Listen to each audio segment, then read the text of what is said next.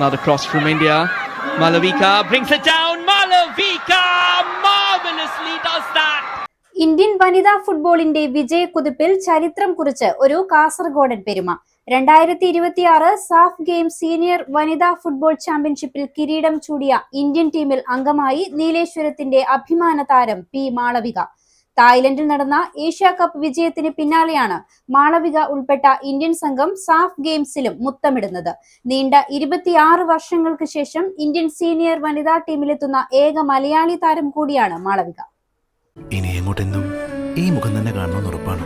100%. 100 വർഷം സുമംഗലിയായിരിക്കട്ടെ. 100 വർഷങ്ങളായ ബന്ധങ്ങൾ 100% ഉറപ്പ്. ഭീമയുടെ സംശുദ്ധി. ഇന്ത്യൻ മുന്നേറ്റ നിരയിൽ നിർണായക സ്വാധീനമാകാൻ മാളവികയ്ക്ക് സാധിച്ചു.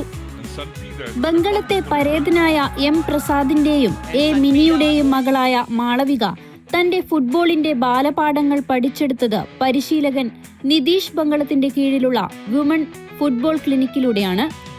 നിലവിൽ തൃശൂർ കാർമൽ കോളേജിലെ അവസാന വർഷ ബികോം വിദ്യാർത്ഥിനിയാണ് ഈ മിടുക്കി. നീണ്ട 26 വർഷത്തെ കാത്തിരിപ്പിന് ശേഷമാണ് കേരളത്തിൽ നിന്നൊരു താരം ഇന്ത്യൻ സീനിയർ വനിതാ ടീമിൽ ഇടം നേടുന്നത് എന്ന പ്രത്യേകതയുമുണ്ട്.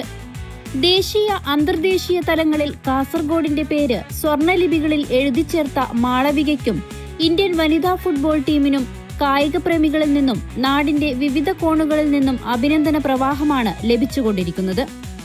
News 14 live Kasaragod.